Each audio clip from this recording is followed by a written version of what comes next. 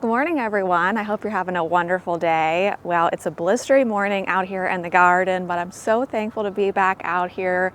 I had an injury to my foot a few weeks ago, and so I've been taking some time off, but I'm feeling better. I have my winter boots on just to help me move around. And today we're gonna spend a lot of time out here in the garden and also creating things with garden material. So I need to get a lot of bearded irises planted. I also want to harvest a bucket of dahlias and some seed pods and some other things that will dry nicely to make a dahlia wreath. I want to go ahead and harvest some zinnias and then go ahead and get the seed out of ones that I harvested a few weeks ago. And then I'm also hoping to plant up some paperwhites for Thanksgiving. So let's just get right into this day with a little bit of harvesting, and then I really just hope it'll be a great day together. So I'm gonna base this wreath around these diva dahlias because I wanna put these in water tubes and have about 3 in the design. And then I've been drying a lot of dahlias, and so I wanna use some dried dahlias as well. But I think I wanna keep this kind of purples, greens, seed pods, and really just be a celebration of this gorgeous diva dahlia.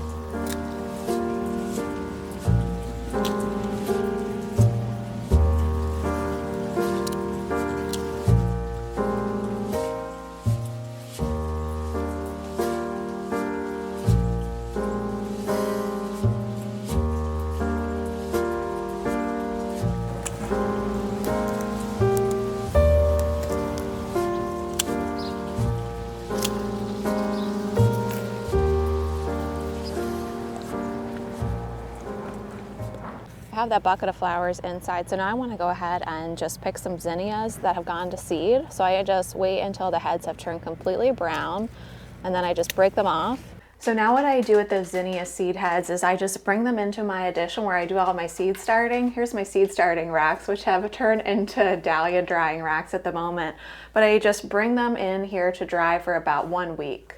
But I do have a few heads that I picked about 2 weeks ago, so we can go ahead and disassemble those and get the seed out of them and prep for winter storage. But before we do that, let me show you some of these dried dahlias. So this is Sweet Love, and Sweet Love is a pink and white dahlia, but you can see it's dried, oh, let me put it in front of my face.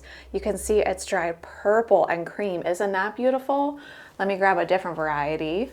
And here we have Myrtle's Folly dried. And the way I'm doing this is I'm just air drying some upside down, and I'm also air drying some flat. So far, I really like the way they look better air dried hanging. And I also am trying some picking and then directly hanging, and then picking, let sit in the vase for about 5 days and then drying. And it's really interesting to see the color difference. Also, they fall apart a lot more when you let them sit in a vase for a while and then dry them. So here we have another Sweet Love, but this one sat in a vase for about 5 days. And you can see it's kind of falling apart, and it doesn't have that really nice purple color like the ones that went straight from the field there to the drying rack. There we have Diva totally dried, and what I'm going to do is I'm going to use some of these Divas on that wreath I want to make. Here we have Melina Fleur dried, and I'm not really sure about these ones that are orange and yellow. They seem to kind of turn more of a brown, and I'm not sure that's quite as attractive as the other ones, but definitely it's just something really fun to play around with. I put some dried dahlias on the Christmas tree last year, but this year the dried flower Christmas tree is going to be primarily dahlias, and this was really inspired by a Gardener's World episode about 3 or 4 weeks ago. I'll try to find a link to it and put it in the description, because the lady in there, I think she's the owner of what's called Just Dahlias. I'm pretty sure she's in the United Kingdom, but she dries, hundreds, I'm thinking it has to be thousands of dahlias, and she has them hanging all over her house, and it's just so inspirational that once I watched that episode, I just immediately went out and picked as many dahlias as I could and dried them, and it's just been so much fun. Look at this one. It's just so fun to see the transformation that they go through. Here's some that I just hung probably yesterday. So friends, drying dahlias is my current obsession. Let me know if you dry dahlias and how you like to do it. If you like to use silica gel or glycerin or hang dry them. Definitely check out that episode of Gardener's World, because I think that you'll go and cut all your dahlias and dry them after you see the scale on which this lady does it. It's really phenomenal. But now let's go ahead and get after these zinnia seeds so that we have them for next year. So here's a look at one that's been drying out for about a week. And what I like to do once it's all dry is just remove the petals first. And I'll just put the petals over here in this pile. Then we can go ahead and grab the seed here. So it'll be a mixture of chaff and seed when you pull it out. And then I just like to sort it so that I'm not saving everything over the winter. So you can see the seed there, it looks like an arrow. This kind of long, skinnier, lighter piece is just the chaff that surrounds the seed. And so I just like to separate the seed from the chaff. Can you hear Grace? What is she getting into? Oh, she's got my winter boot. Look. Grace.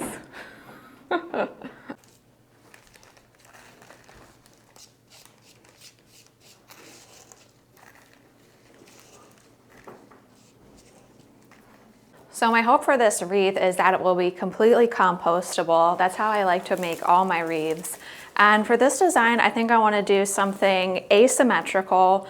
I want this to live outside on the fence line itself, kind of there on the gate. I'm going to put it so it looks like it's in the center, but you'll still be able to open the gate back and forth. So I'd rather not put any wire or glue or anything like that. The only thing that we're going to use that's not compostable is these water tubes, which you can get on Amazon. They're really cheap and they will last you your entire lifetime. They're just so awesome. But let's just get right to it. Everything that we picked today is able to dry in place on the wreath, and I'm just really going to stick it into the grapevine, and the grapevine will take care of holding everything in place. So I'm going to try to do this from behind and we'll see how it works. But just in case you've never just pushed your twigs into the grapevine before, this does work. It holds up really, really well. I've done some hydrangea wreaths like this that have lasted 3 years, and they would have lasted longer than that. They just kind of bleach out over time. But as far as the grapevine holding everything in place, it really does a great job. It acts as kind of that perfect natural frog for us. So I'll just add in some beautyberry now. And this is the Pearl Glam Beautyberry. Isn't that absolutely gorgeous? I guess you could say I'm almost going for a bird's nest feel. Just really, really natural and just kind of a celebration of what October is.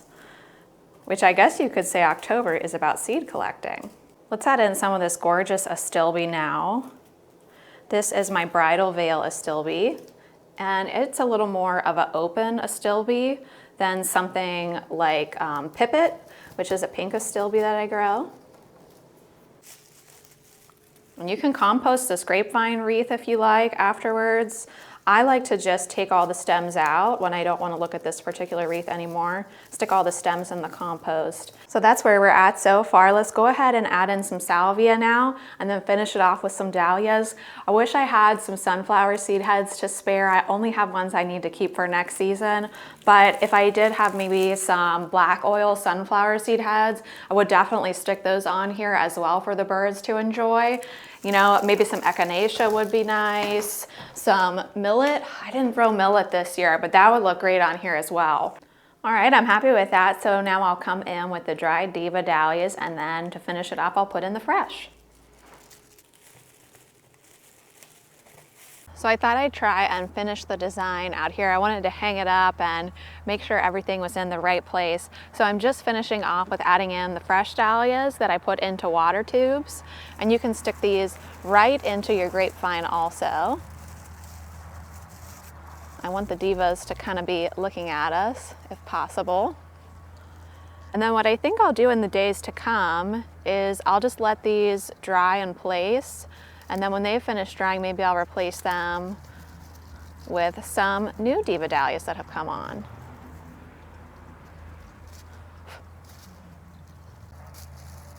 There it is.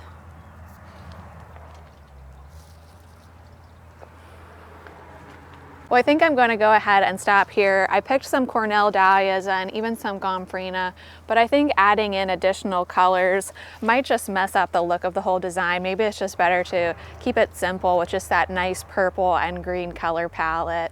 So now I think we better get these irises in the ground. They're an amazing iris called Florentine Silk. I'll put a picture up on the screen for you. I have about 20 of them that need to go over into the hydrangea room. So let's move on to that next. So I have a video all about planting iris, dividing them, transplanting them. It's a really short 4-minute video where I just take you through the whole process. I thought I would point out one thing that's different depending on what supplier you purchase from. If you watch that video planting iris that I did last year, I'm using my own iris that I've divided. So the iris leaves are still green. I have cut them and the roots are very fleshy in that video. Depending on what supplier you purchase from, and I've used a couple different ones, some people will ship them kind of freshly dug, where you still get these this fan of leaves that's green and the roots are fleshy, but a lot of times they're not. A lot of times they look brown like this and the roots are very dehydrated. The first time I ever received iris that looked like this, I was really scared and shocked and I thought something was wrong. But that's just how some suppliers ship them. I didn't know that at the time. So I just wanted to show you that because it can be a little alarming, the difference between how certain suppliers ship. But this is totally fine. So let's get these planted up.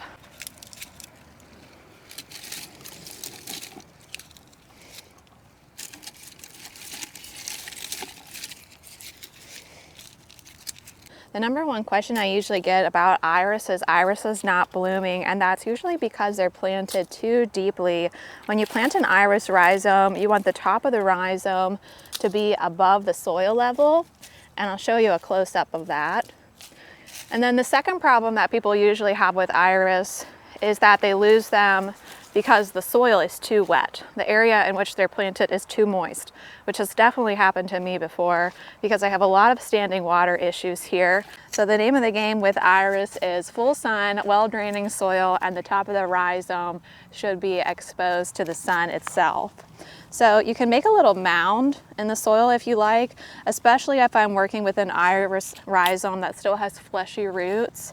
I'll make a mound and kind of spread the roots out. I can still do that with this one, even though the roots are kind of dehydrated now. And then I just kind of fill in around that, almost like you're making a moat. And then you just fill in, press down. And what this does is it ensures that the roots are going down towards the earth, but that iris rhizome itself is kind of sitting on a mound of soil, and the very tip there is still exposed. I'm not sure if you can see that in the camera, so let me get closer. So if I want to plant my iris right here, what I basically do is create the circle around it, kind of creating this mound in the middle. Then I'm going to take my iris rhizome. Now, if the roots are really fleshy, you know, they will just kind of naturally go over this mound, but when they're dehydrated like this, you kind of have to move them to the side a bit. But what I'm just trying to do is get those roots pointing downward, but also maintain the top of the rhizome on top of the soil surface.